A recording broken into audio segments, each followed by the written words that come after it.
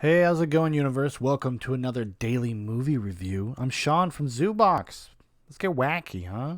So today we're going to be talking about 1954's Godzilla or Gojira. It is directed by Ishiro Honda. It is written by Takeo Murata and Ishiro Honda, and then it's also, I think, based on a story called The Monster from 20,000 Leagues. Is that what it's called? Let's look. The Giant Monster from 20,000 Leagues Under the Sea. And the plot synopsis is American nuclear weapons testing results in the creation of a seemingly unstoppable dinosaur like beast. So we all know Godzilla. We all know of Godzilla, the legend of Godzilla in one way or another. And I had never actually seen the original, which is crazy.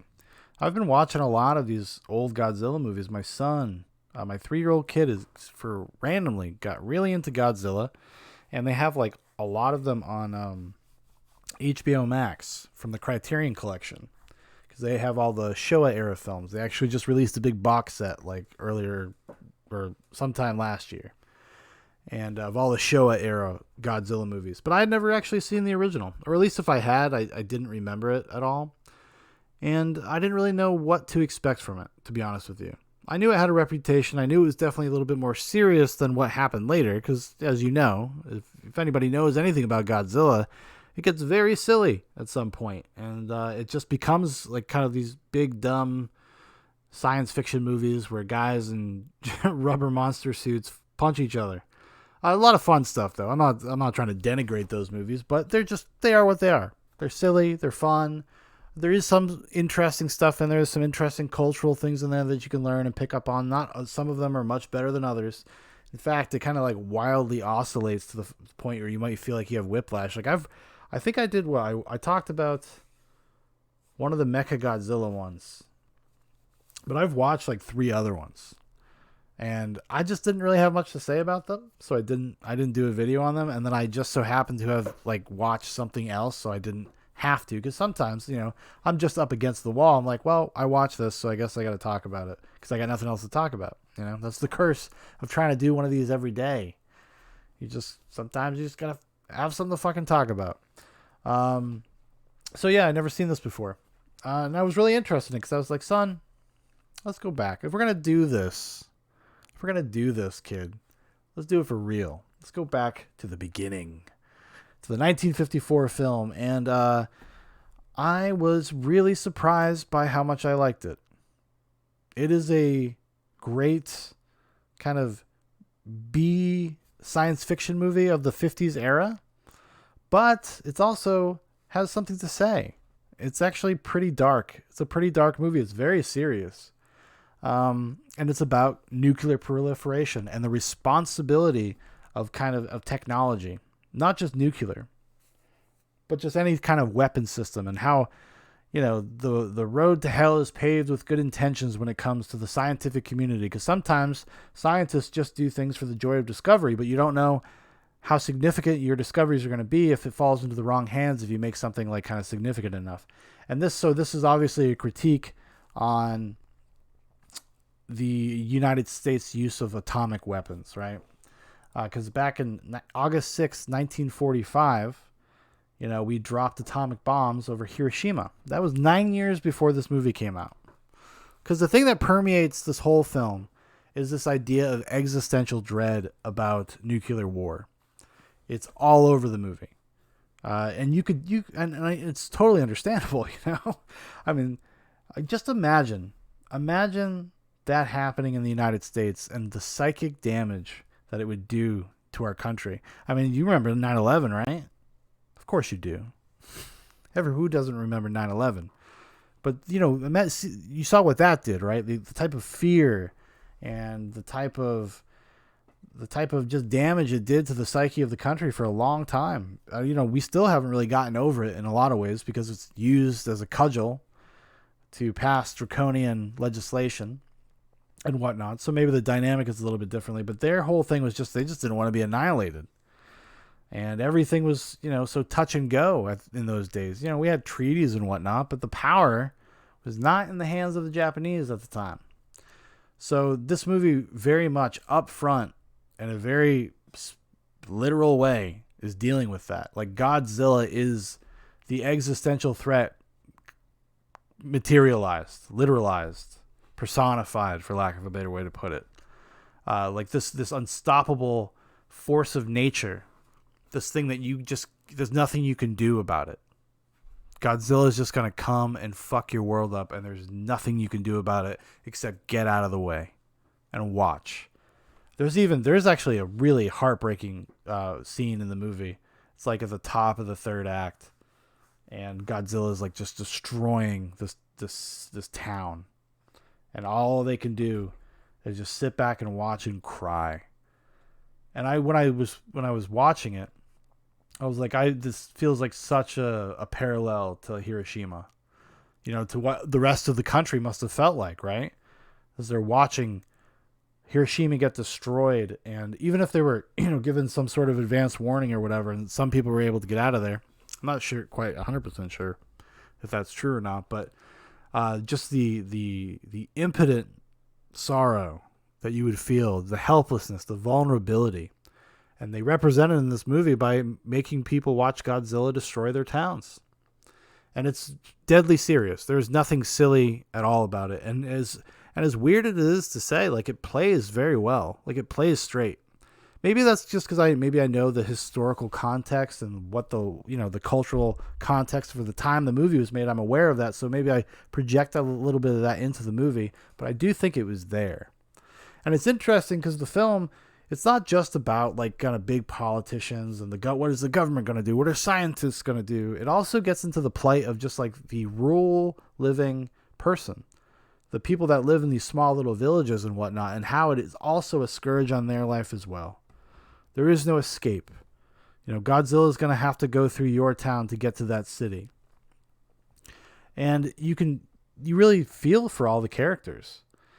You even feel for like the scientific character, like the science characters, the scientists that are trying to figure this out. Because there's this kind of meta level conversation going on about, like I said, the responsibility of science. And there's a character that is very much like, listen, we need to, like, Godzilla is he's a unicorn. He's the last of his kind. We don't understand like enough about him, and what could studying him tell us? What could we learn from Godzilla on a scientific level? So he's kind of like against the destruction of Godzilla until the end of the movie, where he's like really faced with the reality of that. Like, there's intellectual pursuit, and then there's pragmatism. There's pragmatic reality that this is a destroyer. Just because you can doesn't sometimes mean you should. And I think if anything, maybe that's the larger lesson about nuclear weapons in general. We've discovered this technology. Now, what the fuck do you do with it? And then as soon as we figure it out, we misuse it right away. I mean, I don't know. Are there people out there that rationalize the bombing of Hiroshima on some kind of, in some sort of like patriotic sense or something? I don't know. I don't know if I've ever really heard a good argument for why we did that, or like took that kind of a step. I mean, because that's a foot on your neck. That's... Holy shit. I can't even imagine. And then having to live in that country, not just living in it like with the fallout of it and the emotional trauma of that, but you have to live in like nuclear fallout. The wind taking fucking nuclear ash and whatnot throughout the country. Like, that obviously had some sort of like, long-term emotional effect on the people of that country. And it was, and so Godzilla does what good science fiction does. It tells an allegory, a grand allegory, this grand metaphor for something that's real and universal. It goes beyond culture. Like, you might think that something like Godzilla would be like very culturally specific, but it's really not. I think there's a reason why it had such crossover appeal, because it's just human. It's just human to be afraid of these things and to struggle with like what you should do with them, and from every level, It is exciting when something like that, something so drastic, something so big is discovered. But it's also terrifying. And they even have another character who basically is the guy who discovers the way to stop Godzilla, to kill Godzilla. Well, maybe not kill him in this movie. They figured out how to bring him back. But And he struggles with this too. He's just like, I've stumbled upon this thing, and now I am tasked with the responsibility of handing it over to people that I know I cannot trust with it. And what does that mean? It's actually pretty powerful because, spoiler alert, it's from 1954. He decides to let them use this weapon. It's like this. They've actually used it in, I think used a version of it in the last Godzilla movie, King of the Monsters, the newer one, where it like sucks all the oxygen out of the air in that movie. But in this, it's in the water, it's in the ocean, and it just like makes everything kind of implode. And so he does that, but he burns all of his papers and all of his research. He throws it all in the fire, and then at the end, he goes down to make sure he sets it correctly, and then he stays down there because he knows that he can't trust himself. He's a scientist. He's a pioneer. He's the kind of mind that's revolutionary. He would not be able to help himself. He would have to continue his research. He'd just be compelled to. It's another very human thing. So he decides to stay down there and dies. It's actually kind of moving. Honestly. I was not expecting that from a Godzilla movie. Like how impactful, how emotionally impactful it was. I don't know, maybe I was having a weird day or something. I don't know. But I just really responded to it. And not just that, but just like as a film fan, as a film lover, like all the cool like techniques they use, the use of miniature, the use of forced perspective, the use of rear projection, I think they used in some scenes. Like they do this or like it's like matte paintings but live action. I don't know, I don't know the technical term right off the top of my head. It's been a while since I've taken a film class, but really impressive stuff. Like 1954, like it all works very well. I mean, granted, you put it into the context of the time it came out and everything, but it was still really impressive. Like it's a very well directed movie.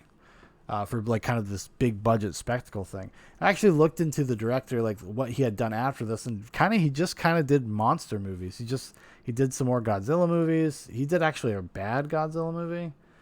Was it Terror of Mechagodzilla?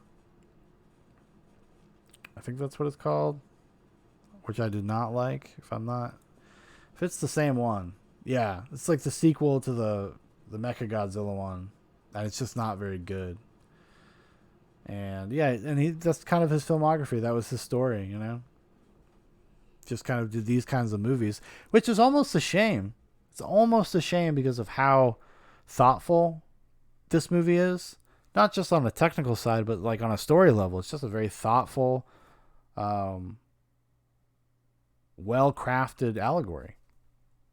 And you get it. Like you get it, but it doesn't feel preachy or proselytizing. But you get what it's trying to say, Nukes are bad. No more nukes. And it even has like kind of the audacity to point the finger at the American government too. They're like, your nuclear testing in the ocean has created Godzilla. And now he is destroying our cities. Yeah. Real good. And actually, because I'm a big fan of the Hideaki Anno one from a few years ago called Shin Godzilla. If you don't know, Hideaki Anno is a guy that's mostly known for anime. He did the seminal anime series Neon Genesis Evangelion, which actually finally got put out on Netflix like a year or so ago. I've owned the DVDs, of course. I've owned them for years because I'm a sick fuck. But he did Shin Godzilla, and Shin Godzilla is a lot like the original Godzilla. This gave me a lot of context for why Shin Godzilla is actually as clever as it is. I really like Shin Godzilla, and Shin Godzilla is more of like an overt satire of government, because Shin Godzilla is not in reference obviously to Hiroshima. It's in reference to the Fukushima, the nuclear plant meltdown, and the government's kind of how they bungled the response and the layers of bureaucracy in the Japanese government. And it's very good. I really, really like Shin Godzilla. I'm probably actually going to revisit that pretty soon.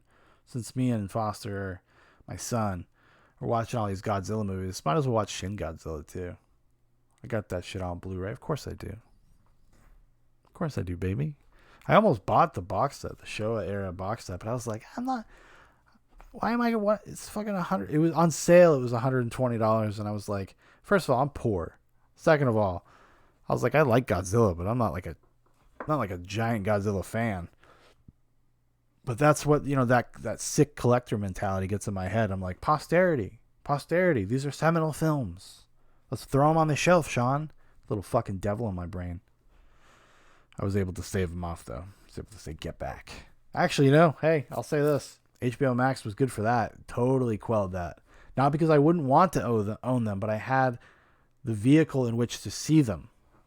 I didn't have to buy them. I was able to just boot up my HBO Max account and watch these films. And I'm glad I did. I'm really glad I watched Godzilla 1954. If anything, suffering through some of the shitty ones earlier in the past few weeks, actually inspiring me to get around to watch the original film, worth it. Totally worth it. If you've never seen Godzilla, it's more than worth your time. Fantastic. Just a great, especially if you're into kind of this era of like sci-fi movies. It stands along with the best of them. Might be the best of the 50s. I'm sure there's something I'm forgetting that's also excellent. But I really loved it. I loved it. And definitely, if I don't buy that box set, I will definitely probably just buy the single, because you can just buy the single edition of the first one on Criterion. I'd love to get into watch some of this behind the scenes and get deeper into the movie, because it's very interesting and it works on all different levels, and it was kind of expertly made for the time. Well worth your time. All right, everybody, thanks for watching. Thanks for listening. If you'd like to know more about Zoobox, there's a bunch of links in the description for our Facebook, for our Instagram, for my personal Twitter. Also, if you'd like to make a recommendation for these daily videos, throw it in the comments. Who knows? Maybe it'll get on the big show. Zoobox goes to the movies. All right, everybody, you have a good one.